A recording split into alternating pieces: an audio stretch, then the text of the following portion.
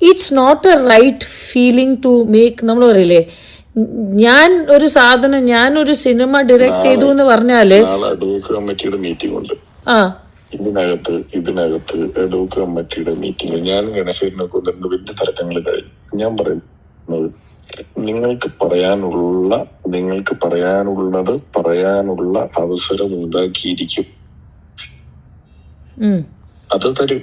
അത് എങ്ങനെയെങ്കിലും ഉണ്ടാക്കി തരണമല്ലോ. നിങ്ങൾ വന്ന് നമ്മളെ അറിയിക്കുന്ന കാര്യങ്ങളും ഇതുമായിട്ട്. പക്ഷെ നിങ്ങളിപ്പോ രാജിവെച്ചു എന്ന് പബ്ലിക്കായിട്ട് പ്രഖ്യാപിച്ചിട്ട് പിഷു, അത് പ്രൂവ് ചെയ്യാൻ എന്റെ അടുത്ത് ഒരുപാട് വീഡിയോസ് ഉണ്ട്. എന്ത് പ്രൂവ് ചെയ്യാൻ?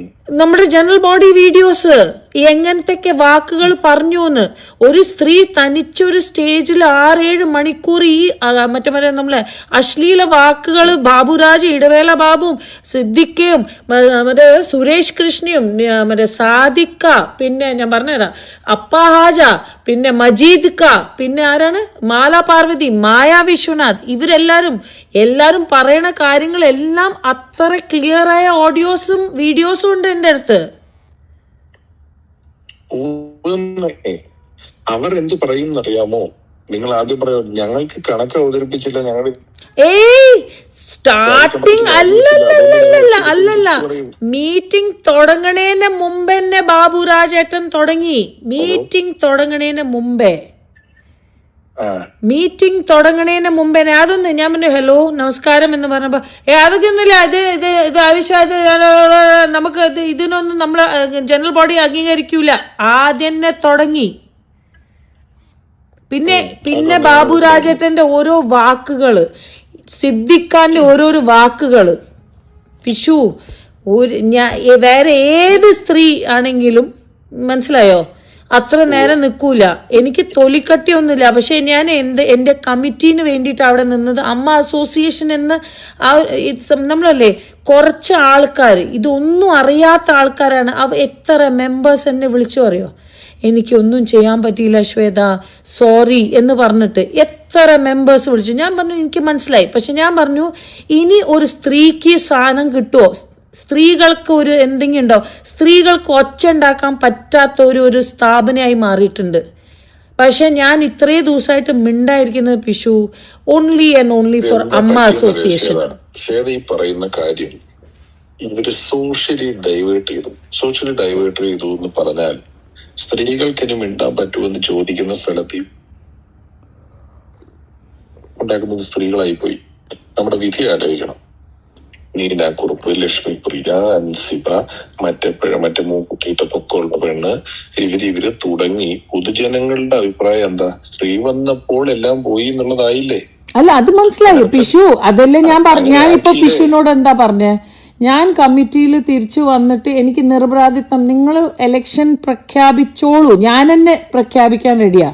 പക്ഷേ നിങ്ങൾ നമുക്ക് ഇത് തന്നു കഴിഞ്ഞിട്ട് നമ്മൾ നിർബാധിത്വം, നമ്മുടെ കണക്കും നമ്മുടെ ഒരു അമ്മ ഡ്യൂട്ടി ഒന്നും റോങ് ആയി ചെയ്യില്ല. ഇപ്പൊ കൈനീട്ടം എല്ലാം നമ്മൾ അയച്ചു. നിങ്ങൾക്ക് ഇത് ഞാൻ പറയുന്നത് ഞങ്ങൾക്ക് ഇത് തരാനുള്ള അധികാരമില്ലെന്ന്.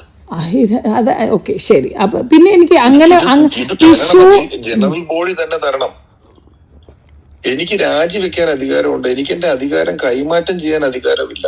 ഞാൻ പറഞ്ഞ സാധനം പിടുത്തം കിട്ടും. എനിക്ക് വേണമെങ്കിൽ ഇത് എനിക്ക് പറ്റില്ലെന്ന് പറഞ്ഞ് രാജിവെക്കാം. പക്ഷെ എനിക്ക് ഞങ്ങൾ പഴയ കമ്മിറ്റിക്ക് തിരിച്ചു കൊടുക്കുമെന്ന് പറയാൻ പറ്റില്ല. കാരണം ജനറൽ ബോഡിക്ക് ചെയ്യാനുള്ള അധികാരമുള്ളൂ. ഒരു മിനിറ്റ് എഡോക്ക് ചെയ്യാൻ പറ്റും എന്നാണോ ജനറൽ ബോഡിക്ക്? മറ്റേ ബൈലോ, അമ്മയുടെ ബൈലോ പ്രകാരം ജനറൽ ബോഡിക്ക് എഡോക്ക് ഉണ്ടാക്കാൻ പറ്റും എന്നാണോ നിങ്ങൾ പറയുന്നത്? അപ്പൊ എഡ്ഹോക്കിന്റെ ഒരു മിനിറ്റ്,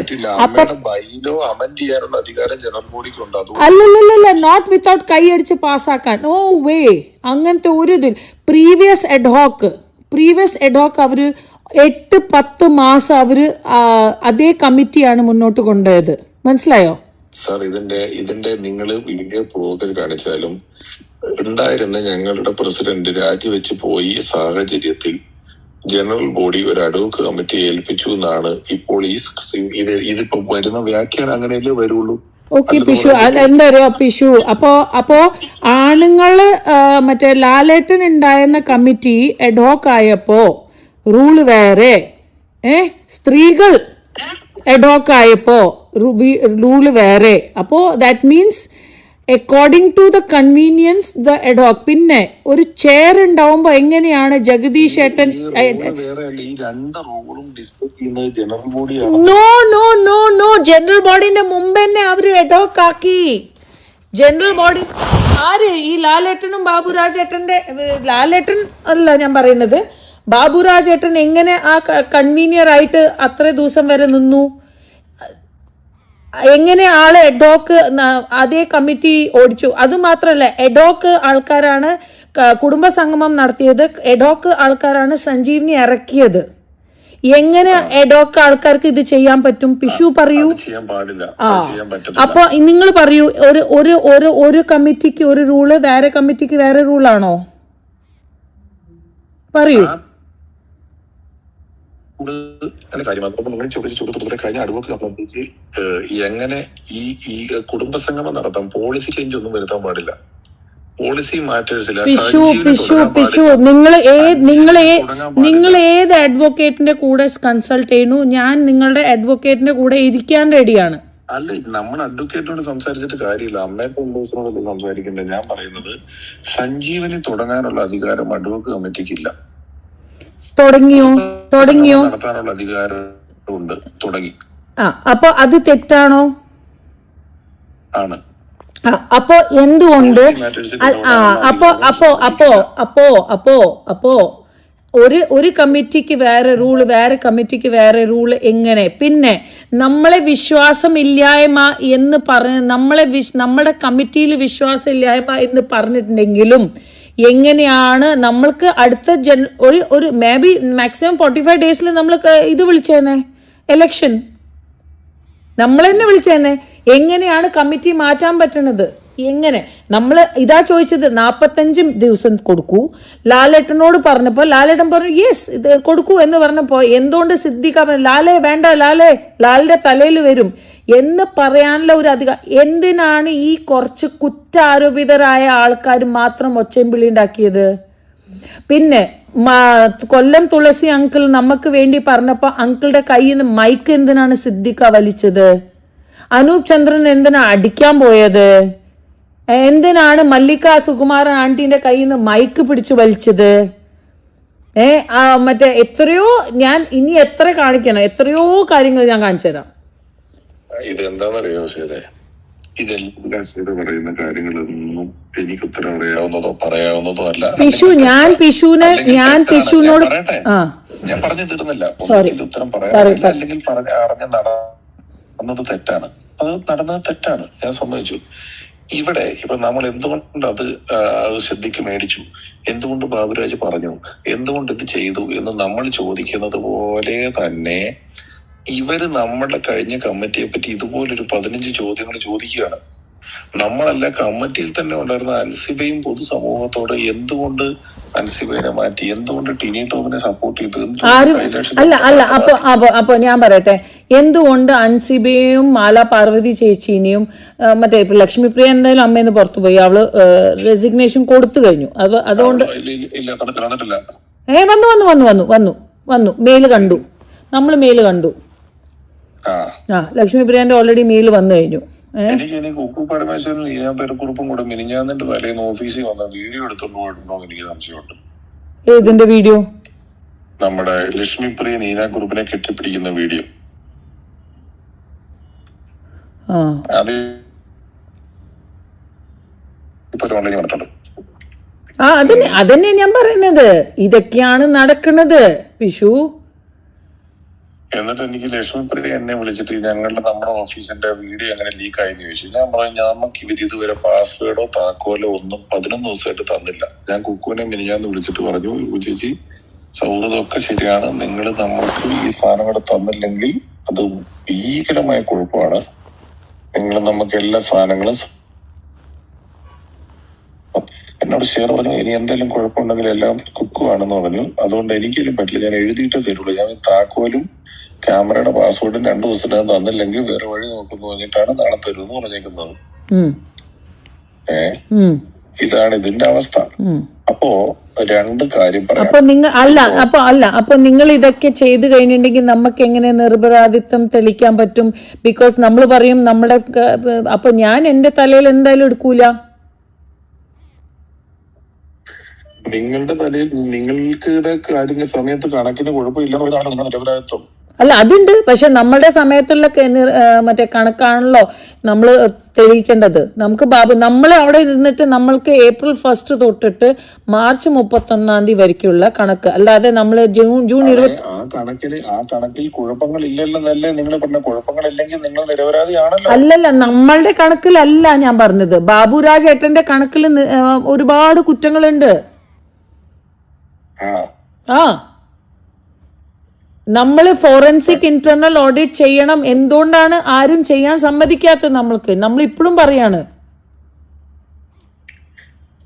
ഇത് കഴിഞ്ഞ ഓഡിറ്റ് പാസ്സായി പോയി കഴിഞ്ഞ ഓഡിറ്റാണ്. ഇനി ഒരു കമ്മിറ്റിക്കാണ് അത് തീരുമാനിക്കാൻ പറ്റുള്ളൂ. അല്ലല്ല, കമ്മിറ്റിക്ക് അല്ല. ബാബുരാജ് ഏട്ടൻ അത് മറ്റേ മിനിറ്റ്സിൽ എഴുതി തരണം. എന്തുകൊണ്ട് മറ്റേ കുക്കു പറഞ്ഞത്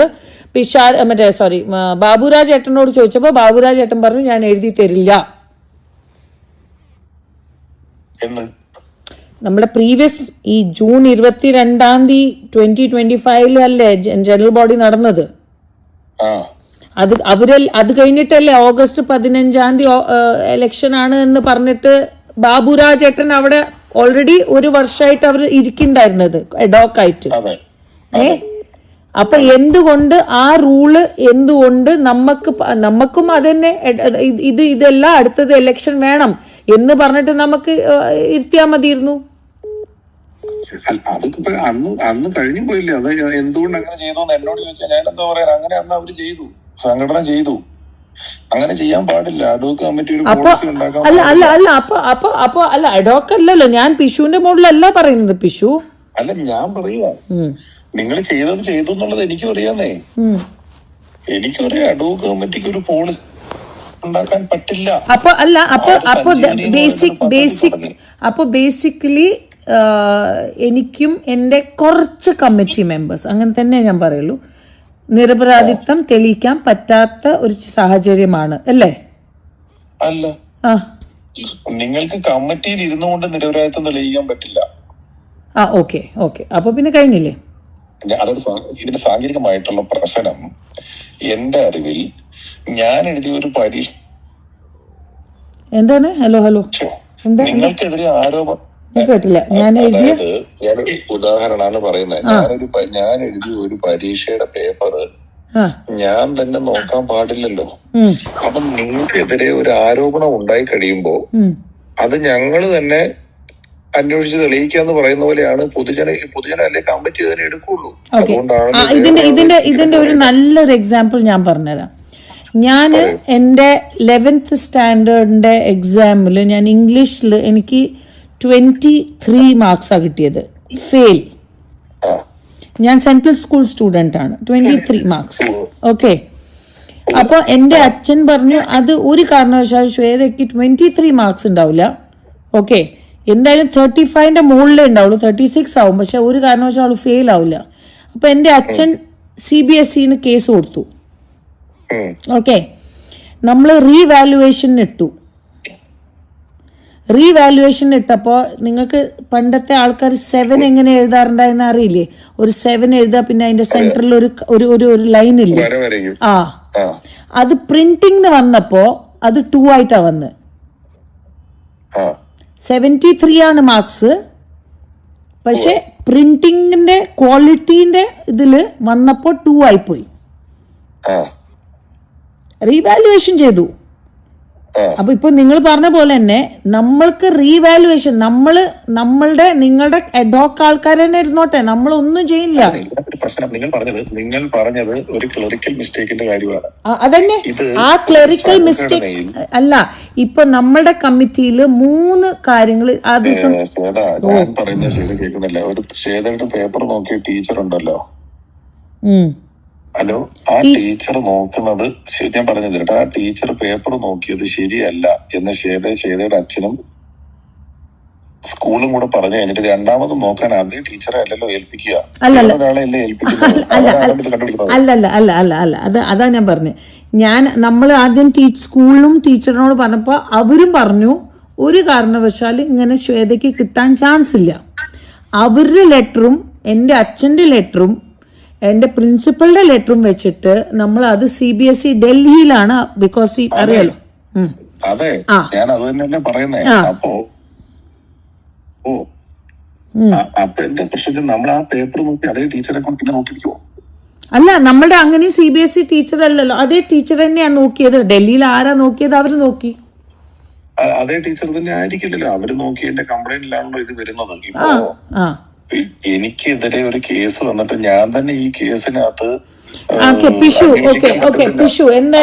എന്റെ അറിവാണ്. ഇപ്പൊ നിങ്ങൾ ഈ പറയുന്ന കാര്യത്തിനകത്ത് നിങ്ങൾക്കുടെ കണക്കിൽ വിശ്വാസം ഇല്ലാന്നാണല്ലോ എന്ന് നിങ്ങൾ 45 ദിവസം പോലും ഇവരാരും അനുവദിച്ചു തന്നില്ല. ഇവരാരും അല്ല.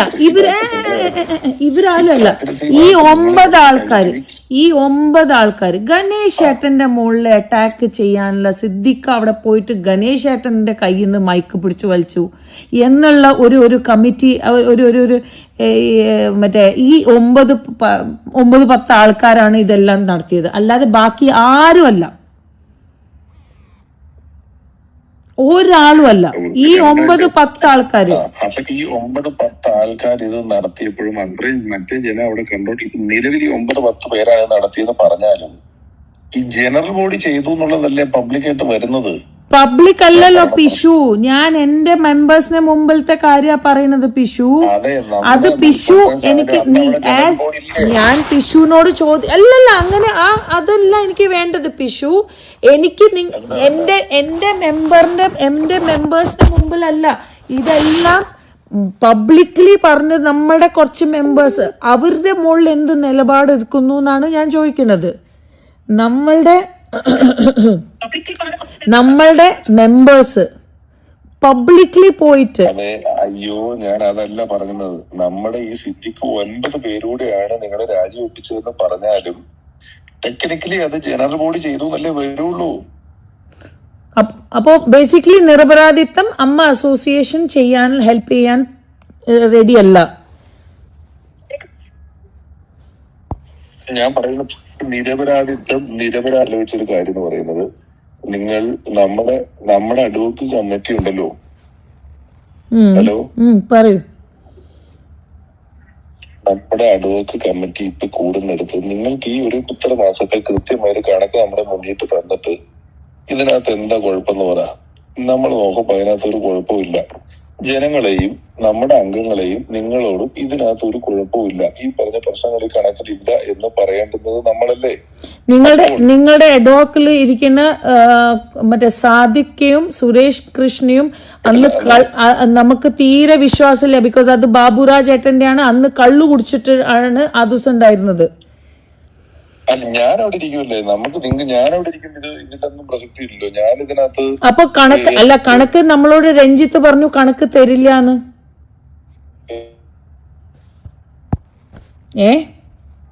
രഞ്ജിത്തിന് വേണ്ട ഇൻപുട്ട് ആണല്ലോ നമ്മൾ കൊടുക്കേണ്ടത്. പിഷു I'm telling you, ഞാനാണ് രഞ്ജിത്തിന് അമ്മ അസോസിയേഷൻ, ഞാനും ജയസൂര്യാണ് കൊടുത്തത്. Today I am so upset. വന്നപ്പോഴേ ആ കേസ് ഉണ്ടായിരുന്നു, he was in the jail. അന്ന് ജോയ് ഏട്ടൻ പറഞ്ഞതാണ്, let's throw him out, let's get a new CA. മനസ്സിലായോ? അന്ന് ഇതേ പോയിന്റിൽ നമ്മൾ അയാളെ മാറ്റിയാൽ നമ്മൾ ഭയങ്കര കുറ്റക്കാരനായി പോകുന്നത്, അത് വലിയ പ്രശ്നമാവും. ഇത് കഴിഞ്ഞിട്ട് അയാളെ മാറ്റാവുള്ളൂ. നിയമപ്രകാരം നമ്മൾ ഇപ്പൊ അല്ലല്ല, ഇപ്പൊ മാറ്റാനല്ല ഞാൻ പറയുന്നത്, നമുക്ക് നമ്മളുടെ കണക്ക് തന്നാലല്ലേ നമുക്ക് എന്തെങ്കിലും ചെയ്യാൻ പറ്റുള്ളൂ. നിങ്ങൾക്ക് നിങ്ങളുടെ കണക്ക് തന്നാലല്ലേ നിങ്ങൾക്ക് എന്തെങ്കിലും ചെയ്യാൻ പറ്റൂ. അല്ല, നിങ്ങൾ കണക്ക് കൊടുക്കുകയല്ലേ വേണ്ടത്. അല്ല, അതന്നെ, എന്താണ് ആൾക്ക് വേണ്ടത് ചോദിച്ചാലല്ലേ നമുക്ക് എന്തെങ്കിലും കൊടുക്കാൻ പറ്റുള്ളൂ. ശരിക്കും ഞാൻ എന്തോ കേട്ടില്ല. ഹലോ, ആ ആൾക്ക് എന്തൊക്കെയാണ് ഡൗട്ട്? നമ്മൾ സെപ്റ്റംബർ 1 തൊട്ട് മാർച്ച് 31 കാര്യമാണ് ഞാൻ പറഞ്ഞത്. അതാണ് ഞാൻ പറഞ്ഞത്, അയാൾക്ക് എന്തൊക്കെയാണ് ഡൗട്ട് എന്നുള്ളത് നാളത്തെ കമ്മിറ്റി കഴിയുമ്പോൾ ഇയാള് ചോദിക്കണം. അത് നമ്മൾ ചോദിക്കും. അതിന് ഉത്തരം വരുന്നതോടുകൂടി ഇത് നിരപരാധി. അല്ല ആളെ നിങ്ങൾ നാളെ വിളിക്കൂ, നമ്മളെല്ലാരും വരാം ഒരുമിച്ച്. എല്ലാരും വരാം, ഫുൾ കമ്മിറ്റി വരാം. ഞാനിപ്പോ അയാളോട് ആദ്യം പറഞ്ഞ കാര്യം എന്ന് പറഞ്ഞാൽ, നിങ്ങൾ മുൻ കമ്മിറ്റിയിലുള്ള എല്ലാവരെയും വിളിച്ച് ഇതിന്റെ എന്തൊക്കെ ഡോക്യുമെന്റ്സ് അവർ തരണം, നിങ്ങൾക്ക് എന്തെങ്കിലും ബില്ല് കിട്ടാനുണ്ടെങ്കിൽ ആ ബില്ലുകൾ മേടിക്കണം, നിങ്ങൾക്ക് എന്തെങ്കിലും പേപ്പർ കിട്ടാനുണ്ടെങ്കിൽ ആ പേപ്പറുകൾ മേടിക്കണം. ഇതൊക്കെ മേടിക്കാതെ ഇനി ആരെങ്കിലും നിങ്ങൾക്ക് എന്തെങ്കിലും ഒരു ചോദ്യത്തിന്റെ ഉത്തരം തന്നില്ലെങ്കിൽ അത് തന്നില്ല എന്ന് പറയണം. നമുക്ക് ഇത്ര രൂപയുണ്ട്, ഇന്ന സാധനം നമ്മുടെ ഇല്ല എന്ന് പറയാനേ പറ്റുള്ളൂ. അല്ലാതെ ഒരു ദിവസം വന്നിട്ട് പറഞ്ഞു ഓക്സിജൻകാര് 8-10 മൊബൈൽ ഒരു ലാപ്ടോപ്പും കൊടുത്തിട്ടുണ്ടെന്ന് പറഞ്ഞു. അത് മേടിച്ച് അമ്മയുടെ ഓഫീസിൽ കൊണ്ടുവെക്കണമെന്ന് പറഞ്ഞു അഡൂപ്പ് കമ്മിറ്റിയുടെ ഒരാള്. ഞാൻ പറഞ്ഞു ഇത് മേടിച്ച് അമ്മയുടെ ഓഫീസിൽ കൊണ്ടുവെക്കേണ്ട ഉത്തരവാദിത്വം നമ്മുടെ അല്ല, അതൊക്കെ പോലീസിന്റെ പണിയാണ്. വേണമെങ്കിൽ ഉണ്ണി ശിവകുമാർ പോക്കറ്റ് മൊബൈൽ ഇട്ട് ലണ്ടനിലാണ് ഫോർ എക്സാമ്പിൾ. ഇവൻ ഈ മൊബൈൽ എങ്ങനെ തനിക്ക് തരും? നിങ്ങൾ എങ്ങനെ ഇത് മേടിച്ച് അമ്മയുടെ ഓഫീസിൽ കൊണ്ടുവെക്കും? അപ്പൊ നമ്മൾ ചെയ്യേണ്ടത് എന്താണ്? ഈ 8 മൊബൈൽ അമ്മയ്ക്ക് കമ്പനിക്ക് കിട്ടിയിട്ടുണ്ട്, ഇതിൽ ഇന്ന ആളുകൾ ഇത് തിരിച്ചു തന്നു, ഇന്ന ആളുകൾ തന്നിട്ടില്ല എന്ന് ജനറൽ ബോഡിയോട് പറയുന്നതല്ലാതെ ഈ തരാത്തവന്റെ വീട്ടിൽ പോയി ഫോൺ കണക്ട് ചെയ്തുകൊണ്ട് വരാനൊന്നും നമുക്ക് പറ്റത്തില്ല. അതേ പറ്റുള്ളൂ. അപ്പൊ അതേപോലെ തന്നെ ഞാൻ ഈ CA-കാരനോട് പറഞ്ഞു, നിങ്ങൾക്ക് കഴിഞ്ഞ കണക്ക് ഇവിടെ കൊടുക്കാൻ പറ്റാതായിട്ടുണ്ടെങ്കിൽ അതിന്റെ കാരണങ്ങൾ എന്താണെന്ന് നോക്കി നിങ്ങൾ കഴിഞ്ഞ കമ്മിറ്റിയിലുള്ള അംഗങ്ങളോട് എന്തെങ്കിലും ബില്ലോ ക്ലാരിഫിക്കേഷൻസോ വേണമെങ്കിൽ അത് മേടിച്ച് ആ കണക്ക് കറക്റ്റ് ആക്കി തരിക. അല്ല അപ്പൊ നിങ്ങൾക്ക് ഒരു മിനിറ്റ് നിങ്ങൾക്ക് ഉണ്ണി ശിവപാല് മറ്റേ ഈ ലാപ്ടോപ്പും ഫോണും തന്നു എന്ന് പറഞ്ഞു. ലാപ്ടോപ്പും ഫോൺ എന്തോ അമ്മ ഫോൺ കൊടുത്തു തിരിച്ചു, അമ്മ ഫോണും ലാപ്ടോപ്പും തിരിച്ചു തന്നിട്ടുണ്ട് എന്ന് പറഞ്ഞു. മറ്റേ അഡ്ഹോക്ക് കമ്മിറ്റിക്ക് ഞങ്ങൾക്ക് അവിടെ പാസ്പോർട്ട് താക്കോലും പോലും കിട്ടിയിട്ടില്ല. പിന്നെയാണ് ഞങ്ങൾക്ക് അതിന്റെ ഓഫീസിൽ കുക്കുപ്പന വെച്ചിട്ട് മുറിയുടെ താക്കോല് പോലും കിട്ടിയില്ല. ഈ ബാങ്കിന്റെ ഇതൊന്നും മാറാനോ സീലടിക്കാൻ വേണ്ടിട്ട് ആ സീല് കിട്ടിയിട്ടില്ല. അല്ല നമ്മൾ കൈനീട്ടം എല്ലാം അയച്ചു കഴിഞ്ഞു, കൈനീട്ടം എല്ലാം അയച്ചു കഴിഞ്ഞു പിഷു, കൈനീട്ടം അയച്ചു കഴിഞ്ഞു. ഞാൻ അത് തന്നെയാ പറഞ്ഞത്. അപ്പൊ ഇവര് ഈ ഫോൺ മേടിച്ചുകൊണ്ട് വരണമെന്ന് പറഞ്ഞു. ഈ ഒരാളെന്ന് പറഞ്ഞാൽ ഇതേ അല്ല ഈ ഒരാളെന്ന് പറഞ്ഞാൽ സുരേഷ് കൃഷ്ണയും സാദിഖല്ലേ? അല്ല നിങ്ങൾക്ക് സീല് മേടിക്കാൻ പറ്റിയിട്ടില്ല. ഒരു വൈഫൈയുടെ പാസ്വേഡ് മേടിക്കാൻ പറ്റാത്ത നിങ്ങളാണോ ഈ കണ്ണൂരോ കോഴിക്കോടോ ദുബായിലോ ഇരിക്കുന്ന ഒരാളുടെ കയ്യിൽ നിന്ന് ഫോൺ മേടിക്കാൻ പോകുന്നതെന്ന് തന്നെ ഞാൻ ചോദിച്ചു. ദൈവത്തിനാണ് സത്യം. ഞാൻ ചോദിച്ചു കഴിഞ്ഞിട്ട് ഞാൻ ഗണേശ് ചേട്ടനുമായിട്ട് വഴക്കായി. ഷാരുടെ ഇഷ്ടത്തിന് ചെയ്യാനാണെങ്കിൽ അങ്ങനെയാണ് ഇങ്ങനെയാണ്. ഞാൻ 4 തവണ MLA, 1 തവണ മിനിസ്റ്ററുമാണ്, നിങ്ങൾ ഇപ്പൊ ആയല്ലേ ഉള്ളൂ എന്നൊക്കെ പറഞ്ഞ് ഇതിൽ ചൂടായി. ഞാൻ പറഞ്ഞു നിങ്ങൾ ചേട്ടൻ തോന്നുന്നുണ്ടോ ഫോൺ ഉണ്ണി, ഞാനൊരു എക്സാമ്പിൾ ചോദിച്ചു. അപ്പോഴാണ് ഞാൻ ചോദിച്ചത് ഉണ്ണി ശിവപാൽ ഫോൺ വിട്ട് ലണ്ടനിൽ നിൽക്കുകൊണ്ട് നിങ്ങൾ എങ്ങനെ എടുക്കൂന്ന്. അപ്പോ നമുക്ക് ഈ CA-കാരന്റെ അടുത്ത് നിങ്ങൾ വേണ്ട ഇൻപുട്സ് കൊടുത്തിട്ട് നിങ്ങളുടെ ഭരണകാലത്ത് ഒരു അഴിമതിയും ഉണ്ടായിട്ടില്ല, ഇതേ സാധനങ്ങൾ എന്ന് പറഞ്ഞാൽ ഇല്ല, അത്രേ ഉള്ളൂ. അത് ഞാൻ പറഞ്ഞല്ലോ, അത് ഒരു കുഴപ്പമില്ല എന്നുള്ളത്. ഇപ്പൊ നിങ്ങൾ വരാൻ നോക്കിയ 4 പോകും. അതായത് ഇത് നിങ്ങൾ പോയതല്ലേ, നിങ്ങൾ അന്ന് അങ്ങനെ പറഞ്ഞതല്ലേ, നിങ്ങൾ അന്ന് നിങ്ങൾക്ക് സമയം കിട്ടിയപ്പോ ചെയ്തില്ലല്ലോ, നിങ്ങൾ പിന്നെ എന്താണ് നിങ്ങളും പറഞ്ഞിട്ട് ഇത് ആവശ്യമില്ലാത്ത സാധനമാവും. നിങ്ങളൊന്നും 10 പൈസ കട്ടിട്ടില്ലെങ്കിൽ പറഞ്ഞാൽ ഇല്ലാത്തത് കൊണ്ട് അത് നിസ്സാരമല്ലേ, ആ കണക്ക് ശരിയാവുമല്ലോ. അത് ഞാൻ പറഞ്ഞാൽ പോലെ നാട്ടുകാരോട്. ഞാൻ അന്ന് പറയുന്ന ദിവസം നിങ്ങൾക്കും കൂടെ വരണമെങ്കിൽ നിങ്ങളും വരൂ, അതിനെന്താ കുഴപ്പം? നമ്മൾ എന്തെങ്കിലും പത്രസമ്മേളനം, ഞങ്ങൾ ഇത്ര ദിവസമായിട്ട് ഒരു പത്രസമ്മേളനം പോലും വിളിക്കാത്തത് എന്താണ്? നിങ്ങൾ ഇതേ പറഞ്ഞ കാരണം കൊണ്ടാണ്. അപ്പൊ നിങ്ങൾക്ക് വരണമെന്നുണ്ടെങ്കിൽ വരാം. ആരും തമ്മിൽ ഒരു ശത്രുതയും നമുക്കില്ല. നമുക്ക് നന്നായിട്ട് പോകണമെന്നേ ഉള്ളൂ. ഈ പറഞ്ഞ പോലെ നമ്മളിപ്പോ രാജിവെച്ച് പേപ്പർ കൊടുത്തില്ലെങ്കിലും പൊതുമാധ്യമങ്ങളോട് ഉൾപ്പെടെ രാജിവെച്ച് പോയ ഒരാള് തിരിച്ചു വന്നിട്ട് നിങ്ങൾ കണക്ക് കൊടുത്തില്ല എന്ന വിഷയത്തിന്മേൽ രാജിവെച്ചു എന്ന് പറയുമ്പോൾ ആ കണക്ക് ഞങ്ങൾക്ക് തന്നെ നോക്കണം, ഞങ്ങൾ തന്നെ ശരിയാക്കണം എന്ന് പറയുമ്പോൾ അത് നിങ്ങൾ പ്രൂവ് ചെയ്താൽ നാട്ടുകാർ സമ്മതിക്കില്ല. അതിന്റെ കാരണം എന്താണെന്നറിയാമോ? ദിലീപിനെ കോടതി വെറുതെ വിട്ടു, എന്നിട്ട് നാട്ടുകാർ സമ്മതിക്കുന്നുണ്ടോ? നാട്ടുകാർ, അതാണ് ഞാൻ പറയുന്നത്. അപ്പൊ നിങ്ങൾ ഇതിനകത്ത് വന്ന് നിങ്ങളിത് ശരിയാക്കി കഴിഞ്ഞാൽ അതാ അവര് വന്ന് അവര് തന്നെ എല്ലാം കള്ളക്കണക്ക് ഉണ്ടാക്കി ശരിയാക്കി എന്നുള്ള പേര് നിങ്ങൾക്ക് വരുമ്പോ നിങ്ങൾ ശരിക്കും സ്ട്രാറ്റജിക്കലി നിങ്ങൾ അകത്ത് വന്ന് കണക്ക് ശരിയാക്കാന്ന് പറയുന്നത് വലിയ ബുദ്ധിയല്ല എന്നുള്ള പക്ഷമാണ് എനിക്കുള്ളത്. നിങ്ങൾ ഇതിനകത്ത് നിന്ന് കണക്ക് ശരിയാക്കുക. അവർക്കാണോ പാട്? അവര് വന്ന് അവരുടെ CA-കാരന് കള്ളവില്ല ഉണ്ടാക്കിയത് മറ്റൊരു ഏജൻസി അല്ലെങ്കിൽ മറ്റു 4 പേര് നോക്കിയിട്ടൊന്നും ഇല്ല എന്ന് പറയുന്നതല്ലേ അതിനേക്കാളും പവർഫുൾ എന്നാ ഞാൻ ചോദിക്കുന്നത്. അല്ലാതെ നിങ്ങൾ വന്ന് ചെയ്താൽ നമ്മുടെ കമ്മിറ്റിക്കാർ പോലും സമ്മതിക്കില്ല. ഇവരത് ചെയ്തു, ഇവര് തന്നെ കള്ളക്കണക്കുണ്ടാക്കി ഈ കണക്കൊക്കെ തട്ടിച്ചു എന്ന് വളരെ എളുപ്പത്തിൽ പറഞ്ഞുകൂടെ? ഇതിനകത്തൊന്നും നിങ്ങൾ ചെയ്തിട്ടില്ലെന്ന് ഉറപ്പല്ലേ? 2 million times. സാർ പിന്നെ നമുക്ക് എന്താ, നമ്മളവിടെ ഇരിക്കുള്ളൂ. നമുക്കത് ബിക്കോസ് ഈ സൈൻ ചെയ്ത ഞാൻ പറയട്ടെ, ഈ ജനറൽ ബോഡിയിൽ മാത്രമാണ് ഞാൻ ആദ്യമായിട്ട് കോൺട്രാക്ട് സൈൻ ചെയ്തത്. ഓക്കെ, അത് മിനിറ്റ്സിൽ. പക്ഷെ ഞാൻ മിനിറ്റ്സിലൊന്നും സൈൻ ചെയ്തിട്ടില്ല പിഷു. ഞാൻ മിനിറ്റ്സ് വായിച്ച് കേട്ടാൽ മാത്രമേ ഞാൻ സൈൻ ചെയ്യുള്ളൂ. എനിക്ക് കുക്കുവിന്റെ മിനിറ്റ്സിന് വിശ്വാസമില്ല.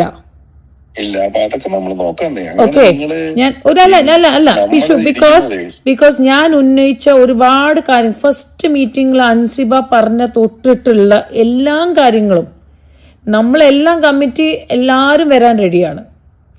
ഫുൾ കമ്മിറ്റി ഇൻക്ലൂഡിങ് ജോയിന്റ് ജയേട്ടൻ എല്ലാവരും. ബിക്കോസ് നമ്മളെ ക്രൂശിച്ച ഒരു രീതി ഈ 9-10 ആൾക്കാരുണ്ടല്ലോ, അത് വേറെ. ബിക്കോസ് ഞാൻ എന്തായാലും ഈ ഇപ്പൊ പിഷു പറഞ്ഞ കാര്യം എന്തായാലും ഞാൻ എൻ്റെ കമ്മിറ്റി മെമ്പേഴ്സിനോട് പറയും. ഓക്കെ, ബിക്കോസ് എനിക്ക് ഇത് അല്ല, ഇപ്പൊ ഈ കണക്കിന്റെ കാര്യം തന്നെ നിങ്ങൾ എന്താ അല്ലല്ല ബാക്കിയൊന്നും പറയില്ല ഞാൻ. എനിക്ക് അത്ര അത് പറയും. ഇതാണ് പിഷു പറഞ്ഞത്. നാളെ എന്തായാലും നമ്മൾ എന്താണെന്ന് പ്ലാൻ എന്ന് എനിക്കറിയില്ല. പക്ഷെ ഞാൻ നിങ്ങൾ തന്നെ വന്ന് കണക്ക് ശരിയാക്കി എല്ലാം പറഞ്ഞു കഴിയുമ്പോ നാട്ടുകാർ ഒറ്റ വരി ഇത് മുഴുവൻ കള്ളക്കണക്കാന്ന് പറയും. പുറത്തുനിന്നൊരു ഏജൻസി അല്ല. പക്ഷേ പിഷു ഞാൻ ഇപ്പോഴും അമ്മ അസോസിയേഷനിൽ ഒരു മെയിൽ അയക്കാൻ പോവാണ്. ഫോറൻസിക് ഇന്റേണൽ ഓഡിറ്റ് ചെയ്തില്ലെങ്കിൽ ഒരു കാരണവശാലും പിഷു എന്താ പറയുക കള്ളത്തരം മനസ്സിലാവില്ല. ഒരുപാട് അഴിമതികൾ നടന്നിട്ടുണ്ട്. ഞാൻ വേണമെങ്കിൽ പിഷു ഏതെങ്കിലും, എനിക്കറിയാം ഇപ്പം നല്ല ബിസിയാണ്, ഞാനൊരു 5 ക്ലയൻസിനെ ഞാൻ വേണമെങ്കിൽ നിങ്ങളെ ഇൻട്രൊഡ്യൂസ് ചെയ്യാം. അവർ ക്യാഷ് കൊടുത്തിട്ടുണ്ട്. ലാസ്റ്റ് ഇവർ ക്യാഷ് കൊടുത്ത കാര്യം ക്യാഷ് നടത്തി നീ ക്ലയന്റ് പബ്ലിക്കായിട്ട് പറയൂല്ലോ ശ്വേത. പബ്ലിക്ലി അല്ല, ഞാൻ പിഷുവിനോട് പറയാണ്. അത് കറക്റ്റ് ആണ്. അത് എനിക്കറിയാലോ. ഇത് ഞാൻ പറയുന്ന പ്രശ്നം എന്താണെന്നറിയാമോ? 2 ലക്ഷത്തിന് മേളിൽ ഒരാൾ ക്യാഷ് കൊടുത്തു ഒരിക്കലും ഒരു മറ്റൊരാളോ സമ്മതിക്കില്ല. പക്ഷെ 2 ലക്ഷത്തിന് കൊടുത്ത് ഒരുപാട് ആൾക്കാരുണ്ട്. 2 ലക്ഷം 3 ലക്ഷം കൊടുത്തിട്ട് 1 ലക്ഷം അവനത് പറയില്ല.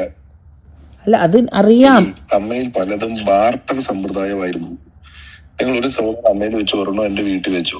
ഇത് നമുക്ക് എങ്ങനെ പ്രൂവ് ചെയ്യാൻ പറ്റും? അതന്നെയാണ് നമുക്ക് എല്ലാവർക്കും അറിയാം ഇത് ചെയ്തിട്ടുണ്ടെന്ന്. ഇതെങ്ങനെ പ്രൂവ് ചെയ്യും? ഒന്നും ചെയ്യാൻ പറ്റത്തില്ല. അപ്പൊ ഞാൻ പറഞ്ഞത് ഇതിൽ നടത്തിയിട്ടുണ്ട്.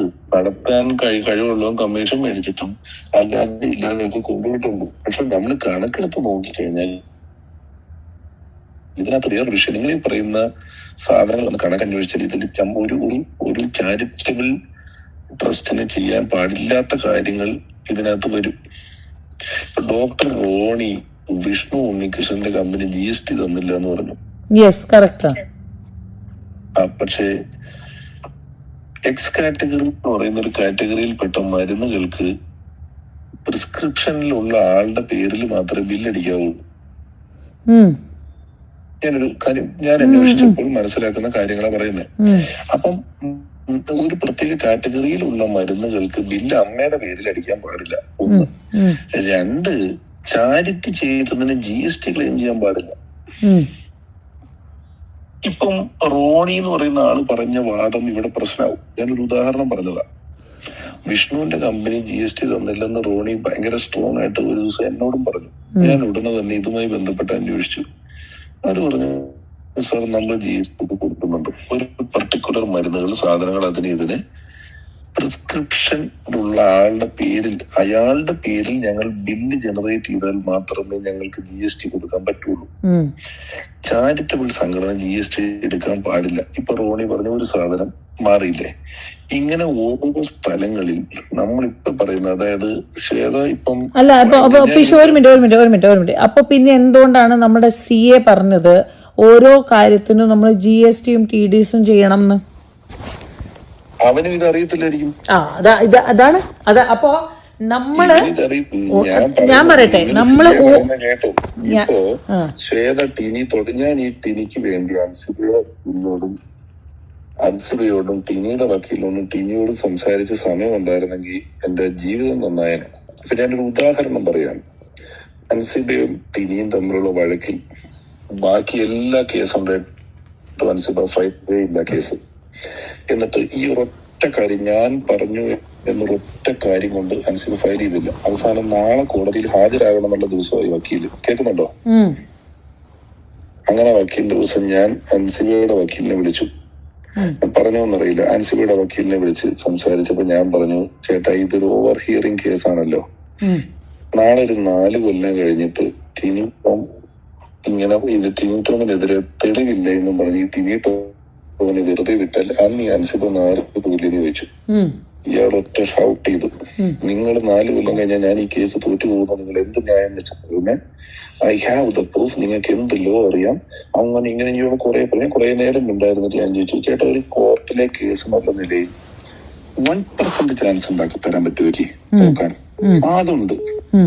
ഞാൻ പറഞ്ഞു മതി, ആ 1% സംഭവിക്കുന്നെങ്കിൽ നിങ്ങൾ എന്ത് ചെയ്യുമെന്ന് ചോദിച്ചു. അത് കഴിഞ്ഞിട്ട് ഞാൻ ടിനിയുടെ വക്കീലിനെ വിളിച്ചു. ടിനി എന്നോട് ഒത്തുതീർപ്പാക്കണം എന്ന് കരഞ്ഞ് ടിനിയുടെ ഭാര്യ വിളിച്ച് കരഞ്ഞിട്ടാണ് ഞാൻ ടിനിയുടെ വക്കീലിനെ വിളിക്കുന്നത്. ടിനി കോൺകോളിലാണ്.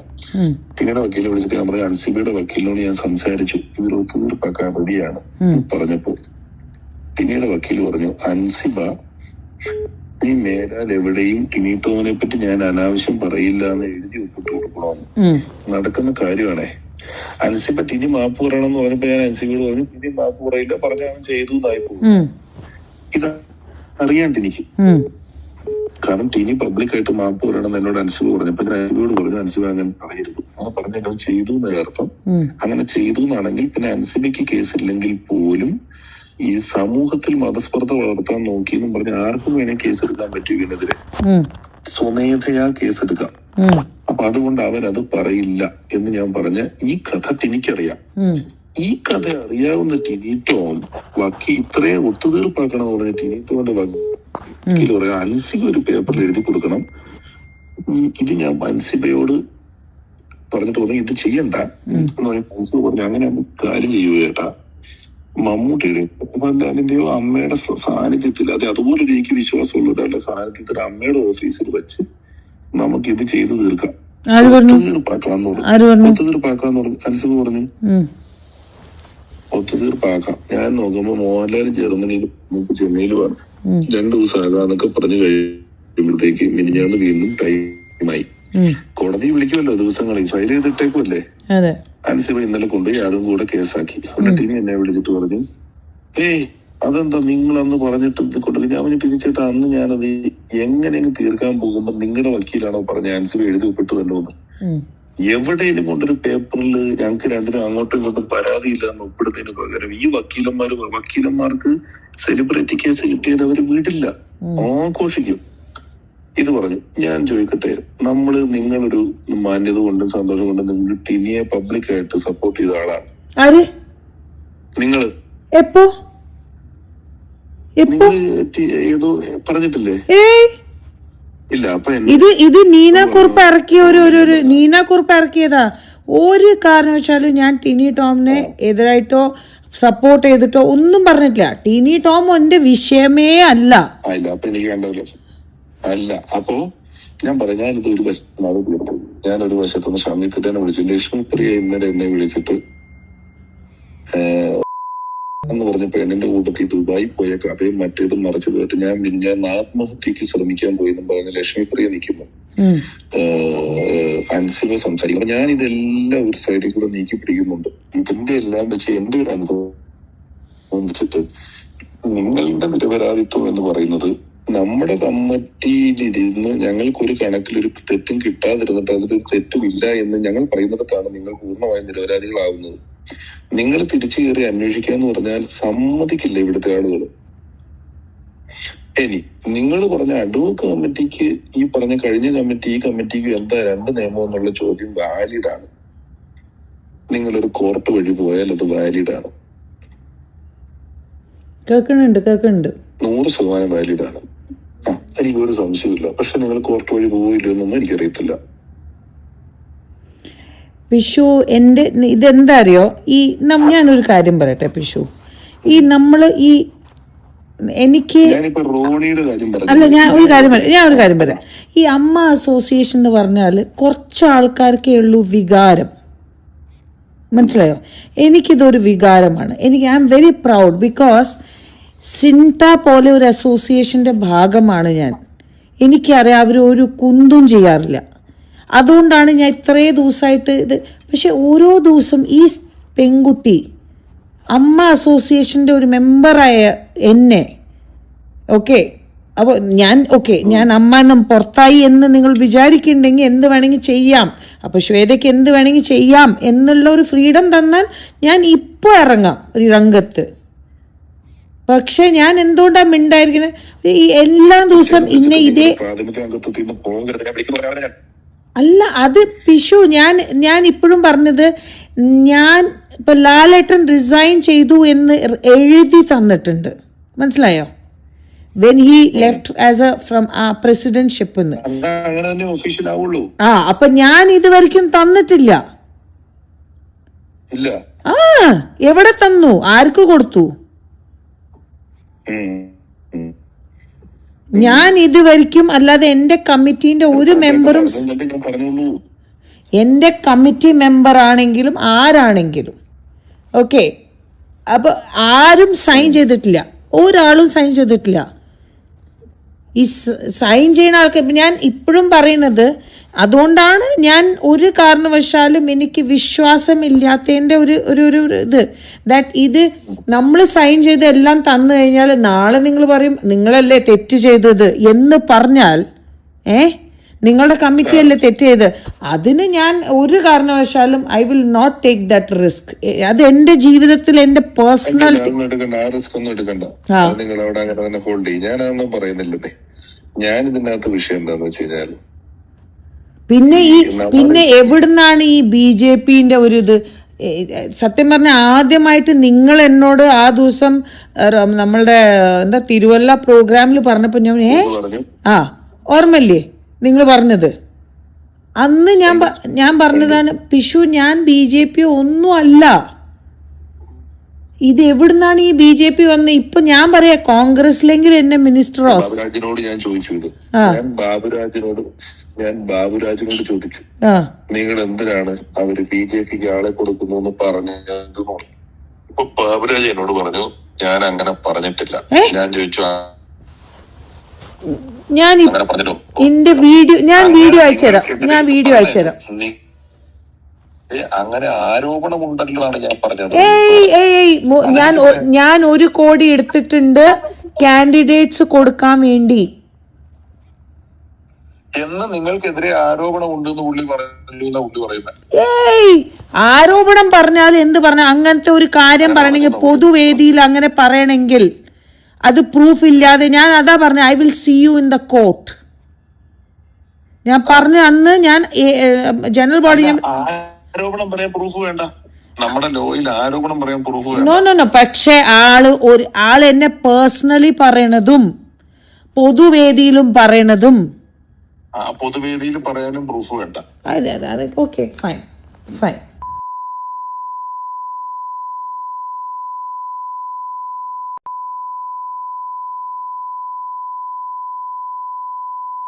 അല്ലെങ്കിൽ ഇപ്പോ വിഴിഞ്ഞം തുറമുഖത്തിൽ ഉമ്മൻചാണ്ടിക്ക് 6000 കോടിയുടെ അഴിമതി ഉണ്ട് എന്ന് പിണറായി വിജയൻ പറഞ്ഞു. പൊതുവായിട്ട് പത്രസമ്മേളനം വിളിച്ച് പറയാണ്. ഇതൊരു ആരോപണമാണ്. ആരോപണത്തിന് പ്രൂഫ് വേണ്ട. നമ്മുടെ കോൺസ്റ്റിറ്റ്യൂഷനിൽ ഇത് ഉമ്മൻചാണ്ടി 6000 കോടി പറ്റിച്ചു, മറ്റേത് നമ്മൾ എന്ത് സാധനം ചെയ്താലും അവര് മുഴുവൻ അഴിമതിയാണ്, പൊളിറ്റിക്സിൽ അങ്ങനെ പറയുമല്ലോ. അപ്പൊ ആ നിയമം വെച്ചിട്ട് നമ്മൾക്ക് ഒരാൾക്കെതിരെ ഒരു ആരോപണം ഉന്നയിക്കാൻ പ്രൂഫ് വേണ്ട. ആരോപണം തെളിയിക്കാനാണ് പ്രൂഫ് വേണ്ടത്. നിങ്ങൾ തെളിയിച്ചോ, ഞാൻ മേടിച്ചിട്ടുണ്ടെങ്കിൽ തെളിയിച്ചോളൂ. അല്ല, അത് ഞാൻ പറഞ്ഞു I C U in the court. അതന്നെ ഞാൻ പറഞ്ഞു, തെളിയിച്ചോട്ടെ, ആള് തെളിയിക്കട്ടെ. അതേ നമുക്ക് ചെയ്യാൻ പറ്റുള്ളൂ. അപ്പൊ ബാബുരാജിന്റെ വാദം, ബാബുരാജ് എന്നോട് പറഞ്ഞു എനിക്കെതിരെ ഒന്നുമില്ല, ഞാൻ ആരോപണം പറഞ്ഞിട്ടുള്ളൂ. അത് കഴിഞ്ഞ് മൂപ്പര് ടിനി ടോമിനോട് പറഞ്ഞു ഇത് ശ്വേത മേനനല്ല നമ്മളുടെ ഉന്നമായിരുന്നത്, നമ്മളുടെ ഉന്നമായിരുന്നു കുക്കു. എവിടെങ്കിലും കുക്കു എന്ന വ്യക്തിനെ ഇവരാരെങ്കിലും, I doubt and I seriously believe that she was part of the crime to sabotage our committee. അത് ഞാനല്ല, ജോയേട്ടനോട് ചോദിച്ചോളൂ, ഏത് നമ്മളുടെ കമ്മിറ്റി മെമ്പേഴ്സിനോട് തന്നെ ചോദിച്ചോളൂ.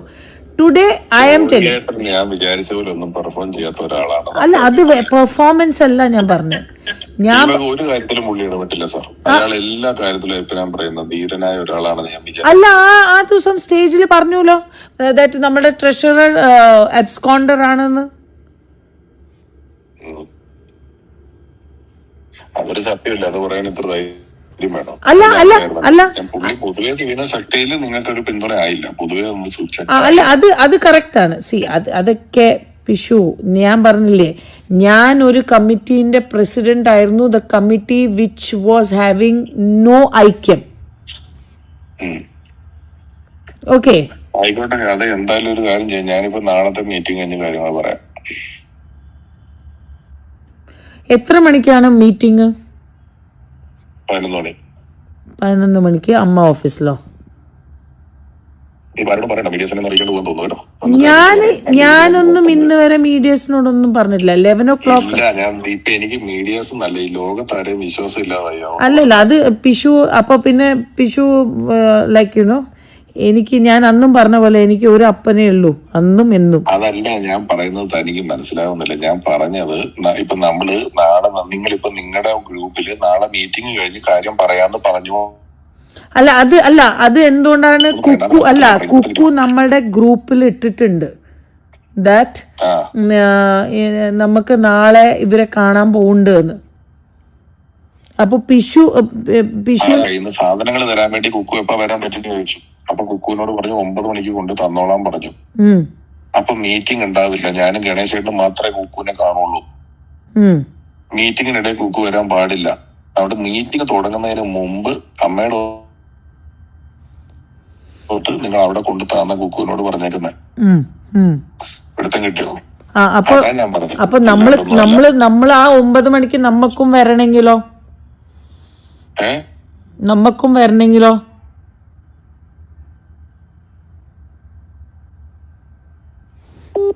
ഹലോ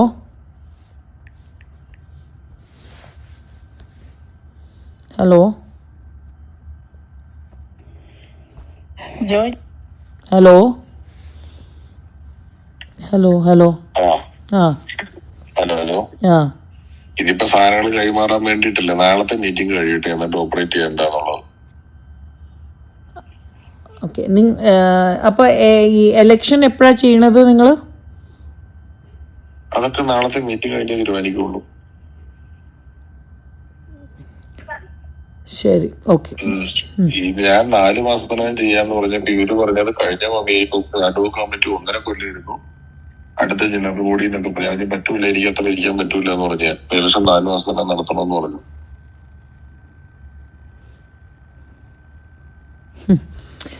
എന്തായാലും വെരി സാഡ്. ഓക്കെ, ശരി.